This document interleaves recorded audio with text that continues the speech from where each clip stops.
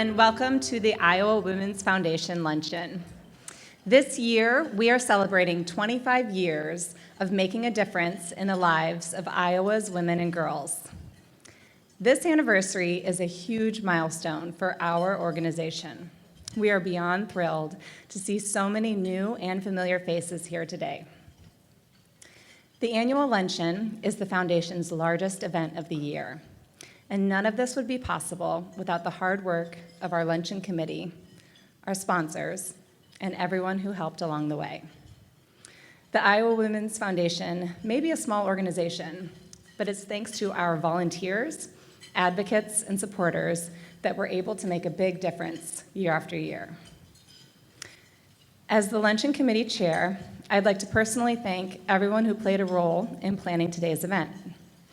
Thanks also to each of you who are in this room, taking the time out of your busy schedules to celebrate with us. You are the reason we are here. A brief note about today's schedule before we kick things off. First, we'll hear from Jill Olson, President of the Iowa Women's Foundation Board of Directors, who will share with us the Foundation's grant-making process and will announce the 2020 grantees. After a break for lunch, we'll watch a video commemorating the achievements of the Iowa Women's Foundation that they have made over the last quarter of a century. Next, we'll hear from Michaela Hughes Shaw, former Miss Iowa and Love Girls magazine senior advisory board member, whose story illustrates the power of encouragement. And finally, we'll hear from our keynote speaker, filmmaker and author, Dr. Angela Sadler-Williamson, whose life demonstrates the impact of supporting other women and sharing their stories. Now, please help me give a warm welcome to the President of the Iowa Women's Foundation Board of Directors, Jill Olson.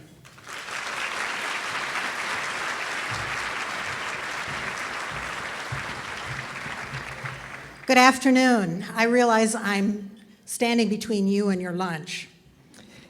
Thank you, Nina, for arranging and championing our luncheon today. We are here today for a special luncheon, in case you haven't noticed, celebrating all we've accomplished over the last 25 years. Grant making is and always will be at the heart of what we do. This is how we make a difference. In the last 25 years, we have awarded nearly $1 million to more than 200 organizations, but it didn't happen overnight. Like so many successful organizations, IWF has grown slowly and strategically, one donor at a time, like you.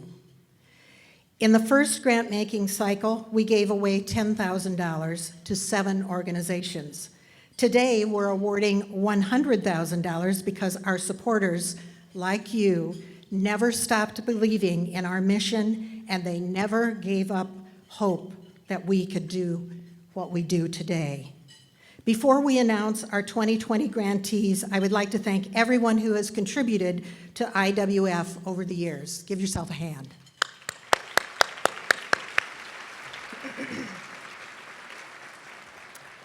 Because of your support this year, we're able to award grants to 11 organizations across the state dedicated to improving the economic self-sufficiency of Iowa's women and girls by impacting one of the 6 barriers to economic success identified by IWF's research and statewide community conversations.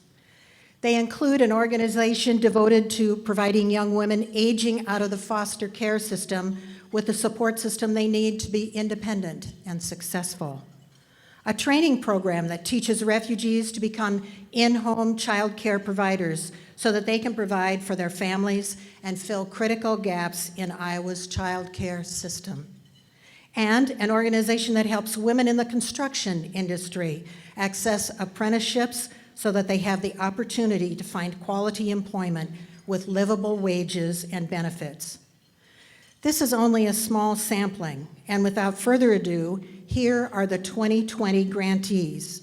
You can find them listed in your program, and I turn your attention to the screen as I announce them. House of Hope, Waterloo. Domestic Violence Intervention Program, Iowa City. Girls on the Run of Eastern Iowa, Iowa City. Grin and Grow, Waterloo. Heartland Family Service, Council Bluffs. Lutheran Services in Iowa, Des Moines. Mason City Family YMCA, Mason City. Planned Parenthood of the Heartland, Des Moines. St. Mark's Youth Enrichment, Dubuque. Iowa Women in Trades Apprenticeship Opportunity Network, Iowa City. YWCA, Clinton. Thank you to the Grants Committee and the Community Review panels. Would you please stand so we can recognize you?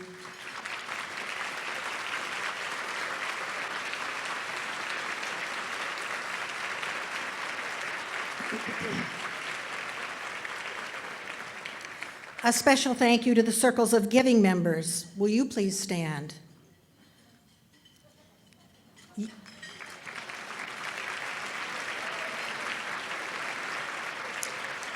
Your ongoing support ensures we keep our legacy alive for the next 25 years and beyond. We couldn't do our good work without you. May I propose a toast? To the IWF and their work in making better lives for Iowa women and girls and their families. Hear, hear. Now enjoy your meal and the conversations at your table.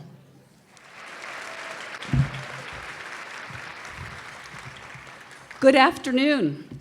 Welcome to the Iowa Women's Foundation Annual Luncheon.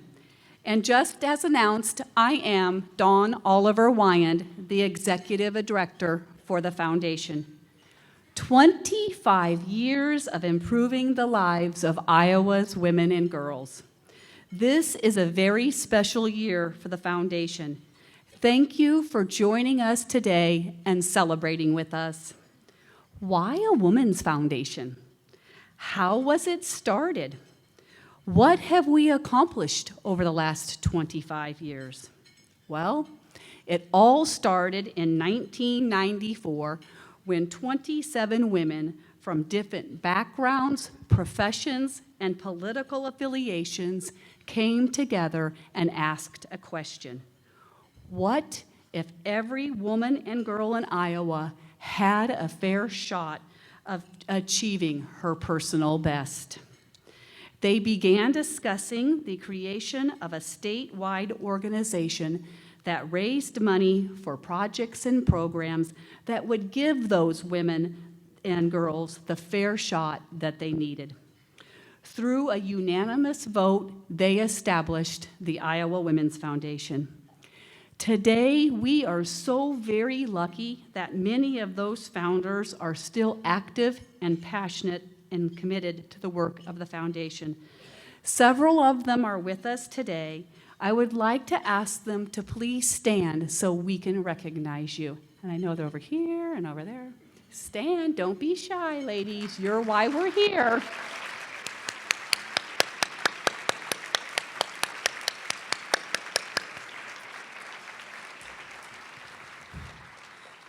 We've even had a couple who rode down from Minnesota, so that tells you how committed they really are to this organization, so thank you. These women laid the groundwork for a strong and adaptable organization that allowed our foundation to grow and evolve alongside those that we serve. Much has changed in the last 25 years since IWF was founded. Landlines are now cell phones.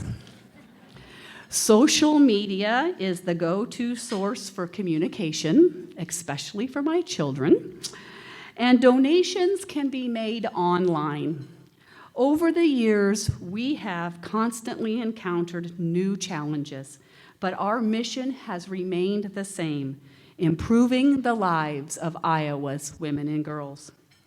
With the support of our founders and donors through the years, we have granted over $870,000 to more than 200 organizations.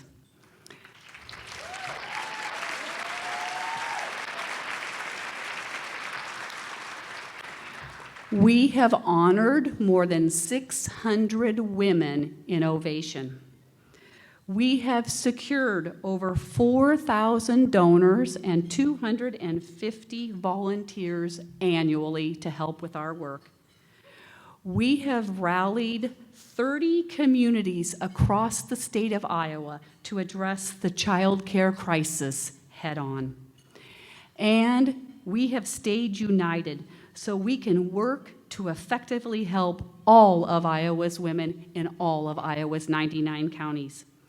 We are the statewide women's foundation our founders envisioned. I invite you now to please turn your attention to the screens and watch a video celebrating the Iowa Women's Foundation.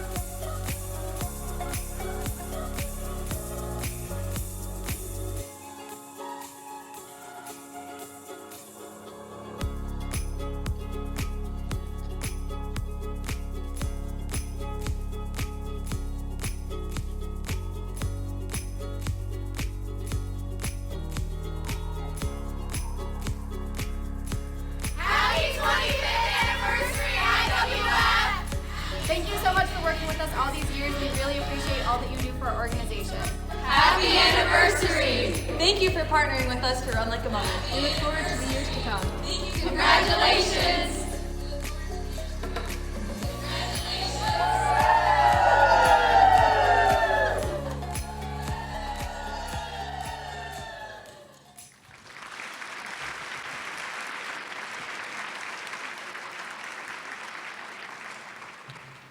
I hope you are as proud of the Iowa Women's Foundation as I am.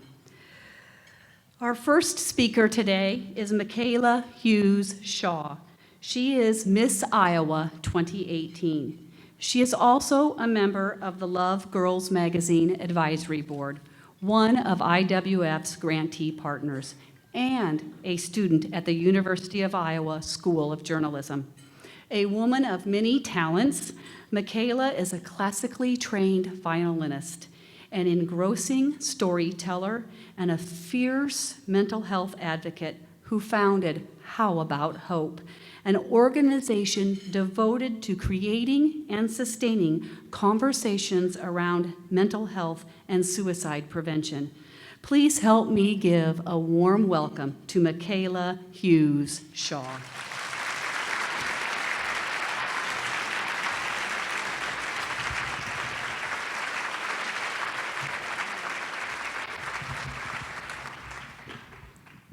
Thank you all so much for the very warm welcome. I so appreciate it.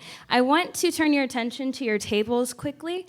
There is a special edition of Love Girls Magazine on your table.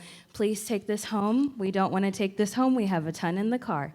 And this is going to be a physical representation of what I'm going to share with you today about the work that Love Girls Magazine has done. And first and foremost, can we just give the Iowa Women's Foundation a round of applause for this wonderful event and all of the amazing work that they do.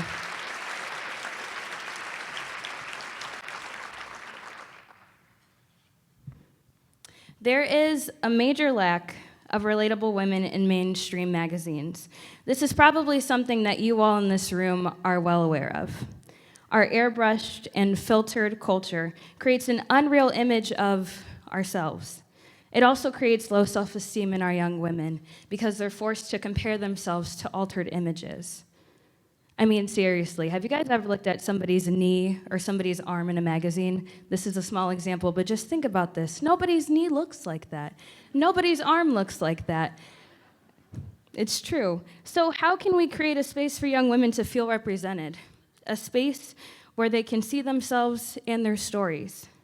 This is one of the questions that Jasmine Babers asked herself and her peers when she decided to start Love Girls Magazine at just the age of 15. That was in 2012.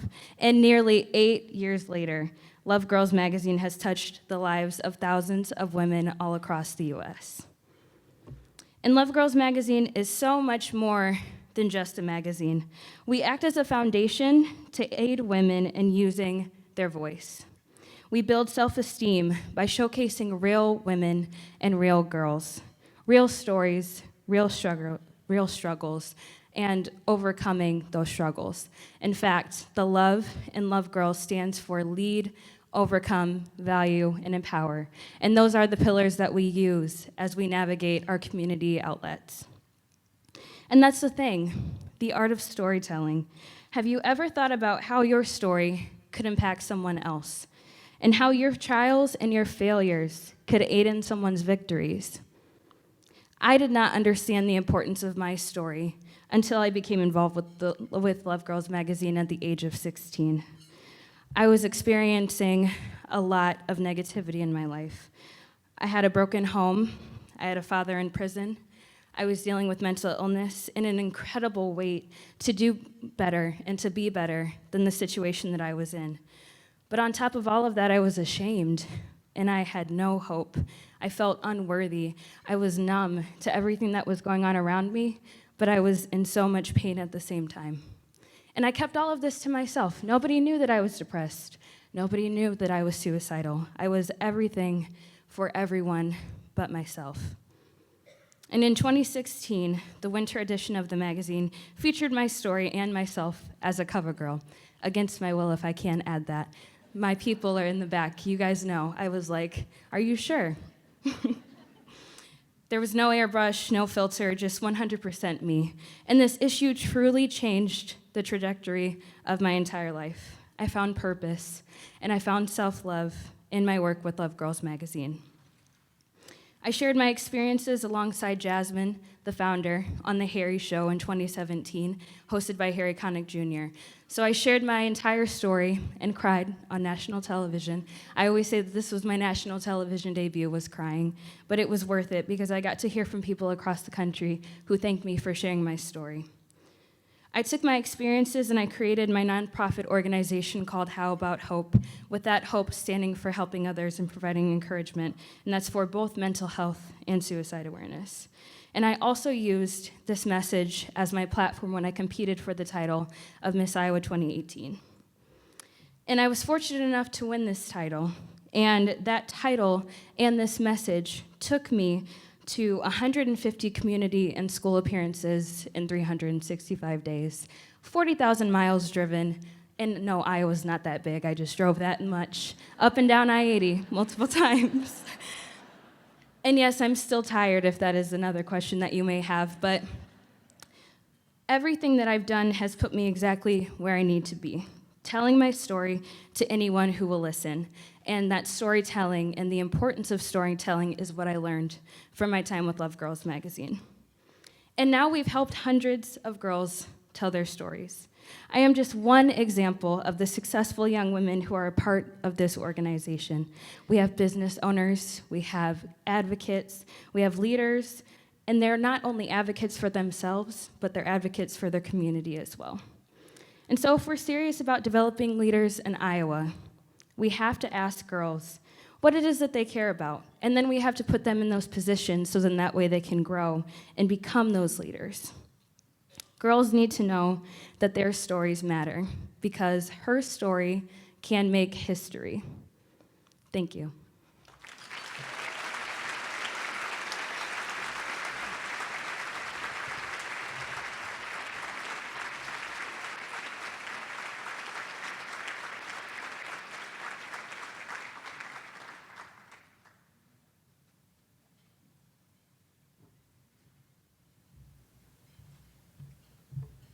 Just my luck that I have to follow a beautiful young woman to the podium. And thank you, Michaela, for sharing your story. You may have cried on national television, but I'm sure you brought a few tears to some of us here today as well. And it's awesome when we think about that Love Girls magazine made a difference in this young woman's life. And it reminds us of the work that we do, the good work we do because of people like you. I'd like to call to the stage David Rust, a fellow board member, and he's going to share a story with us. David? Okay, thank you, Jill. When IWF was founded, no one could have predicted the issues Michaela and her generation face. Here's my story. When I was in high school, I was really angered by the injustices and inequities my good friend faced when she became pregnant. By the time I was done with high school in 1965, I was on my way to becoming a feminist. At the time, I didn't know what to call these new beliefs. Feminism helped guide me as Joy and I raised our sons, guides me as I have fun with our granddaughters and think about their futures, and guided me in my work as a teacher, a social worker, and a program administrator. My hand's not cooperating. So it was an easy call for Joy when we made our first gift to IWF in 1995. We've been doing that every year since. For the last 3 years, I've seen the work of IWF up close. I was one of the first men invited to join the board. I like to say I fell through the glass ceiling. I'm a member of the Grants Committee. We do site visits with grantees all around the state. A grant recipient that resonated deeply with me is Al Éxito. Al Éxito builds the leadership potential of Latina and Latino youth in Iowa. These students, many of them dreamers, are planning for life after high school. Here's what some students and mothers said about Al Éxito. I saw how powerful a community could be. I reached the goal of going to college. You know, I want Iowa to be a good place for my children and all children as they grow up. My son said, Mom, I never thought I would see you as a leader. I'm a young girl. Al Éxito is a support system for me. I have a bigger, more open mind about my future. Al Éxito helped my parents understand what college could be. So, when you want to make a difference, you take action. Today, I ask each of you to join Joy and me and generously support the Iowa Women's Foundation. Look for that envelope in your program and make it, to paraphrase Hank Williams Jr., an annual tradition. Thank you.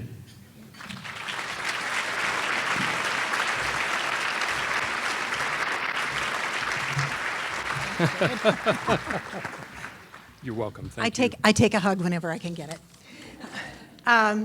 Just a reminder that you have on your tables, along with Love magazine, you have cookies. And we'd like those sent, pick up those cookies and send those over to my table if you would. I won't have to bake for a year. David talks about that the founders of the Iowa Women's Foundation did not wait until a convenient time or that the right moment presented itself. The time is now, and as you are well aware, there's much work ahead. The good news about your donation today is that, and I'm going to embarrass her, I'd like Lois James to stand up wherever she is.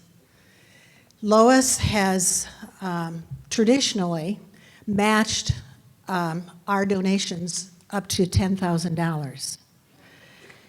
So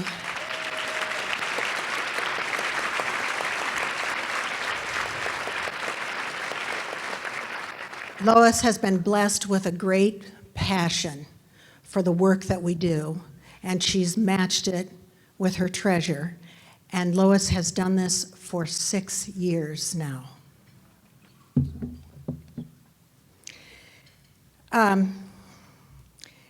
So borrowing from some other ideas, David, we just decided we were going to do something a little bit different and see if maybe this will work. So are you ready, David? I think so. Okay. Got it. Are you ready? You ready? Yep, here we go. Okay.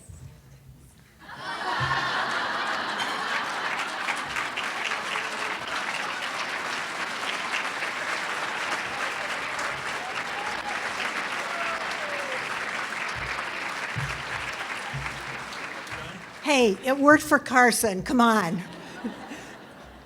Iowa strong, stronger together. It is now my honor. Thank you, David. It is now my honor to introduce Dr. Williamson. Angela Sadler Williamson, PhD, is an independent filmmaker, speaker, and adjunct instructor in Communications Studies Department at Concordia University, Irvine. Dr. Williamson has over 25 years of experience in broadcast television, cable advertising, and higher education industries. A multiple Telly Awards recipient, Dr. Williamson has a doctorate in human services with a specialization in management of nonprofit agencies from Capella University in Minnesota. She is also the 2019 recipient of the Belle Bab Mansfield Award and has been featured in Women Who Rock with Success and Black Girls Aloud magazine and Civil Women on PBS. Dr. Williamson is currently a member of PEO Sisterhood, serving as the publicity chairperson for the Inland Empire and Writers Guild of American West. In 2018, she released her award-winning documentary about her cousin Rosa Parks, My Life with Rosie, on Amazon Prime. In August 2019, she will release her first book, Women Who Illuminate. Dr. Williamson, please come to the stage and let's give her a warm Iowa Women's Foundation welcome.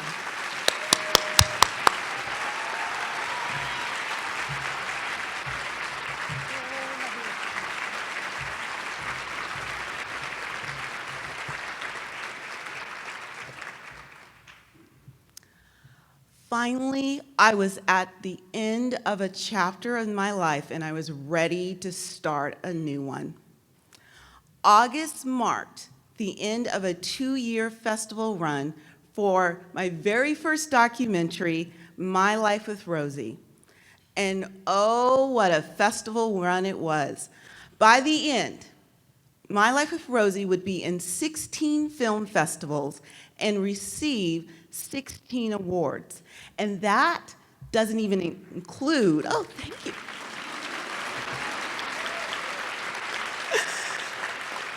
And that doesn't even include the accolades and the nominations, including my aunt, Carolyn Williamson Green, receiving the Humanitarian Award from Detroit's Trinity International Film Festival. Ending this chapter seems so easy to me. I was incredibly blessed to create a documentary that not only enlightened but inspired audiences about the life of Rosa Parks, my cousin and the mother of the civil rights movement. In my own world, my work was done.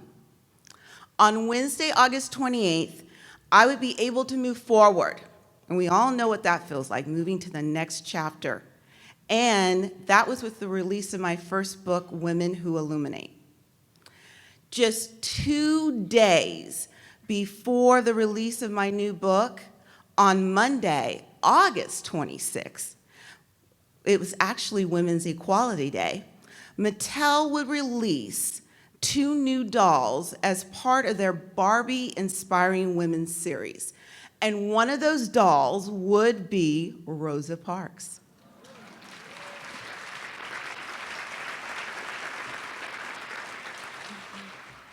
As you could probably guess, I was getting posts on my social media because that's how we all communicate nowadays.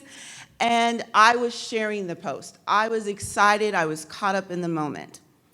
And I was thinking, wow, I can't wait to get my next Barbie doll. So, of course, I text my husband, look at what I'm getting for Christmas. I thought it was the best thing ever, especially with the book coming out. But then something happened. The product description was released. And here's what it said. I want to read it. Rosa Louise Parks led an ordinary life as a seamstress until an extraordinary moment on December 1st, 1955, Mattel wrote.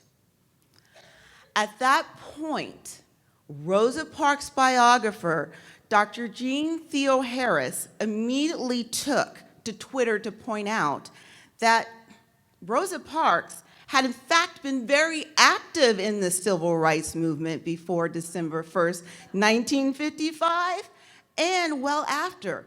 She wasn't just ordinary. Of course, I took notice. I had to. Dr. Jean Theo Harris is actually very instrumental in my documentary. By the way, here's my plug, which is screening tonight at Film Scene. Commercial over. But here's what I did. I just stood back, because remember, I have this book release coming up, okay? So I just stood back and let the tweets fly through the Twitterverse while they were going back and forth, being retweeted over and over again, and new tweets coming from Dr. Theo Harris. I was passive. However, fate would not let me go unnoticed. A chapter I was ready to close wasn't ready to be closed, even though I thought I was ready to close it. The simple reason is that activism never sleeps. When I started this documentary in 2015, it was with the sole purpose of championing 2 women I greatly admired, my Aunt Carolyn and Cousin Rosie. When I did that, I then became an activist for human rights, just like my Aunt Carolyn and Cousin Rosie. That also means protecting their public service legacy. So stepping into this role, contrary to the Mattel description, was not by chance. She did not lead an ordinary life. Rosa Parks was a lifelong activist. She was, well before December 1st, 1955, she was recruiting young people to help fight against injustice. She also went after December 1st, 1955, when she moved to Detroit, where she would form this unique bond with my Aunt Carolyn while instilling her passion for activism so my Aunt Carolyn could move that forward. She was building a legacy before December 1st, 1955, and after December 1st, 1955. Although Cousin Rosie left Alabama under a cloud of fear, she would only take one moment in time when she would move to Detroit to realize that activism never sleeps. She would support young people like Stokely Carmichael during a time when supporting radicals like Stokely was frowned upon. She would also start, specifically for children in the city of Detroit, the Rosa and Raymond Parks Institute, which my Aunt Carolyn served on the board of. Even in her 60s, 70s, 80s, and 90s, before she left us, she would motivate young people to protect our human rights. That's because she knew activism never sleeps. This is definitely not the life of an ordinary woman. She is a role model for my Aunt Carolyn, and the primary reason my Aunt Carolyn would start Community United for Progress in the city of Detroit over 20 years. Because you see, women like Cousin Rosie and Aunt Carolyn, when they are activists, they support themselves by finding activism in their community, and they get people to be activists just like them. So even though Women Who Illuminate became a #1 international bestseller on August 28th, I was called back to educate the people about who the real Rosa Parks is. That's when I learned that activism never sleeps, even if I wanted to. So I guess I was quiet a little too long. Dr. Theo Harris finally reached out to me in September and asked me the family's feelings about the Rosa Parks Barbie doll, which I also figured out at the time too. I became the family spokesperson, which I don't mind. I was honest. I had to be honest with Dr. Theo Harris because she would call me on it if I wasn't. I said we were just happy to have such a beautiful doll. In fact, in looking at comments from other family members, they really didn't understand the ramifications of the limiting product description. But at this point, I needed to save face, because of course none of us ever have to do that.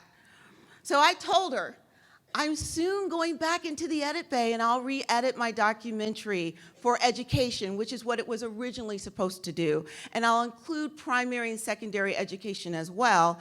And along with that, I'll be working with Kate Butler Books to get a children's book out at the same time. Well, Dr. Theo Harris said, well, you have some, okay, good ideas there. But she wanted additional assistance from me. She wanted me to write a letter to Mattel in support of her changes. Dr. Theo Harris is a woman I so admire. She is a woman after Cousin Rosie's own heart because she realizes that activism never sleeps. She works hard to make sure that Cousin Rosie's legacy and her contribution to all of our American history is never minimalized. Dr. Theo Harris knows it takes a community to make sure that activism never sleeps, and this is why she reached out to Cousin Rosie's family. Activism does take a community. Cousin Rosie knew this as her days when she was the secretary of the NAACP in Alabama. Before December 1st, 1955, she was working with young people, encouraging them to fight for human rights. She would bring that same philosophy to the city of Detroit, where she would form bonds with a lot of female cousins, like my Aunt Carolyn and my other aunts, Aunt Barbara, Aunt Alice, and Aunt Loretta. Cousin Rosie would lead by example that community is important in making sure that our human rights would be protected forever. She definitely deserves to be part of Mattel's inspiring Barbie series, but just not portrayed as ordinary, because I believe she was far from it. I know this by the several women film festival directors that have programmed Rosie over the last 2 years. Here's some of their comments. Your documentary shook us to the core, the Hollywood Dreams International Film Festival. I want every school in the city of Detroit to adopt this documentary as its core curricula. Detroit International, Trinity International Film Festival, the same film festival that gave my Aunt Carolyn the Humanitarian Award. I just listen to your documentary in the background while I'm working because these women just soothe me. The Hollywood Women's Film Festival. I had the pleasure of meeting Rosa during a couple of her trips to Oklahoma.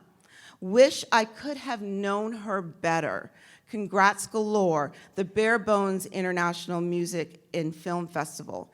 And lastly, your documentary has obvious universal appeal based on the subject matter alone. I am thrilled to be screening your film at the Franklin Independent International Film Festival. Congratulations on a well-made film. When activism grows, your community grows.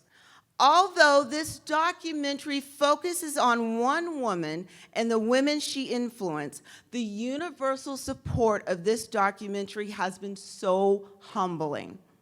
Even in the very beginning, when we were shooting the documentary, might I add, on a very limited budget, and trying to get our production equipment from New York to Detroit, the Sky Cap at Southwest Airlines in New York helped us get all of our video equipment on the plane and avoid extra baggage fees. Now, if no one applauds for this, you've never flown with more than one bag.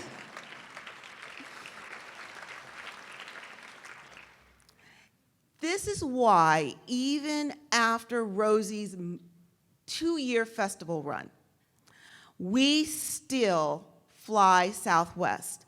A man who didn't know us worked for an airline who didn't know the magnitude of what we were trying to do, but wanted to support our mission in bringing the story to a mass audience, the true story of Rosa Parks.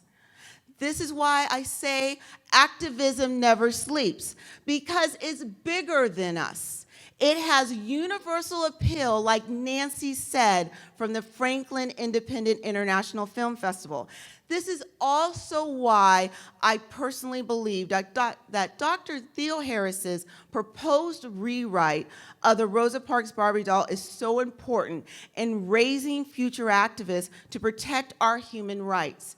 She writes, and I want to read this verbatim, Rosa Louise Parks wasn't just a tired woman who had enough on December 1st, 1955.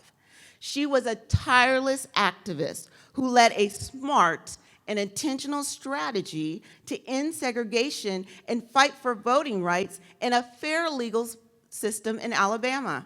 She believed everyone, no matter your race or gender, should have equal rights. Before her act of courageous defiance led to the Montgomery bus boycott, she worked as a seamstress and served as the secretary of the local NAACP. She started the NAACP Youth Council to show young people that they too can lead the fight for civil rights. But her bravery and sacrifice came at a cost. Because of her bus stand, she lost her job and was unable to find work in Montgomery again. Still, she never gave up. They moved to Detroit and kept fighting for racial justice. She helped build a nationwide movement that led to the passage of the 1964 Civil Rights Act and the 1965 Voting Acts, two laws that ban legal discrimination in every state. She fought for and inspired others until the very end. As she would say, freedom fighters never retire. This is why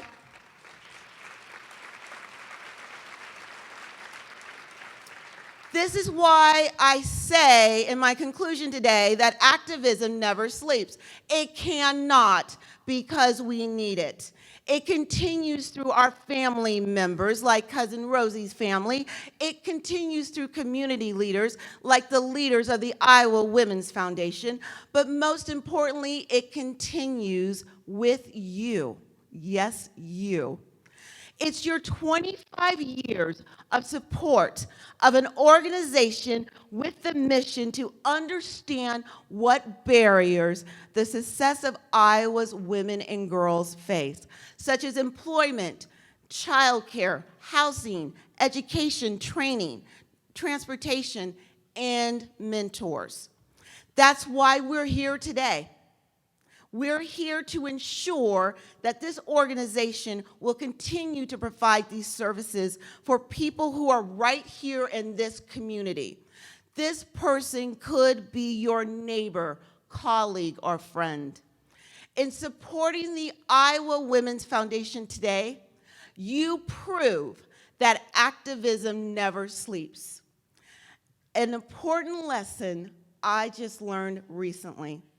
A lesson Cousin Rosie was teaching future activists before her historic bus stand on December 1st, 1955, and over 4 decades after her historic bus stand, because she believed that we should have human rights. It's because she was living more than a life as an ordinary woman, as a seamstress, until an extraordinary day on December 1st, 1955. She was a legend, and she was ensuring the philosophy of protecting our human rights would continue through her family and the people who absolutely love her. Thank you.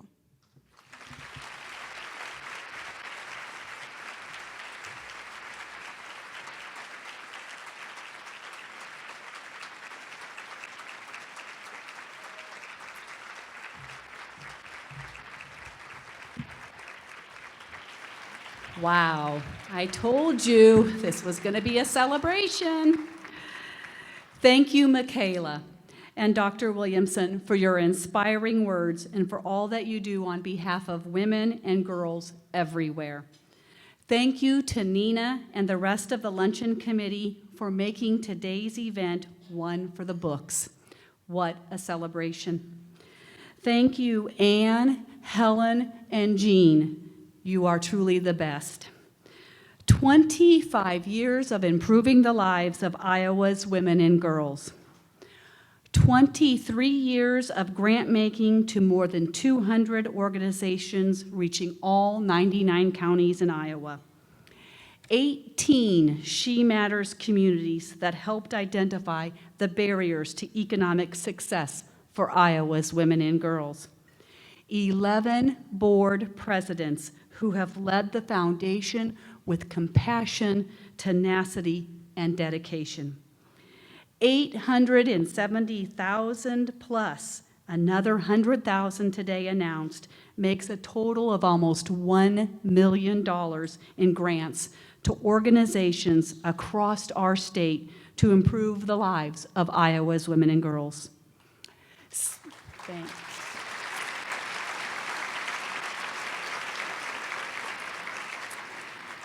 Seven editions of Ovation. 6 have been published, and the 7th is in the works now. Ovation is a living history for all of Iowa's women. 6 barriers: employment, childcare, housing, education and training, transportation, and mentors were identified as keeping women from being economically successful.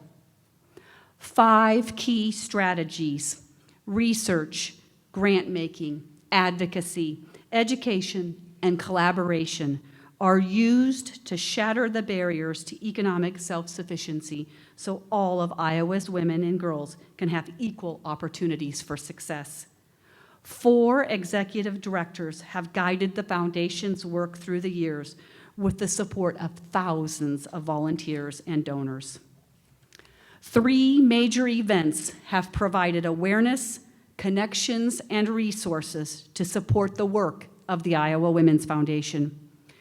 250 volunteers have donated their time and talent each year so IWF can have the impact we have had. We could not have done it without them. One foundation leading the way throughout the state, working for 25 years to improve the lives of Iowa's women and girls. Thank you all from the bottom of my heart for your support and dedication to the Iowa Women's Foundation. You've heard me say it, and I'll say it over and over again. None of this would be possible without each and every one of you. None of this would have been possible without our founders and their dreams to start the Iowa Women's Foundation. Imagine, what does the next 25 years look like? What will it bring? For me, that will be $1 million annually in grant making and equality for all. What are your dreams for the next generation of women and girls? Think about a young woman in your life who gives you hope for the future. Ask yourself the same question our founders asked themselves. How can I help her achieve her personal best? Please create that legacy now by making a gift, big or small, $10 or $10,000.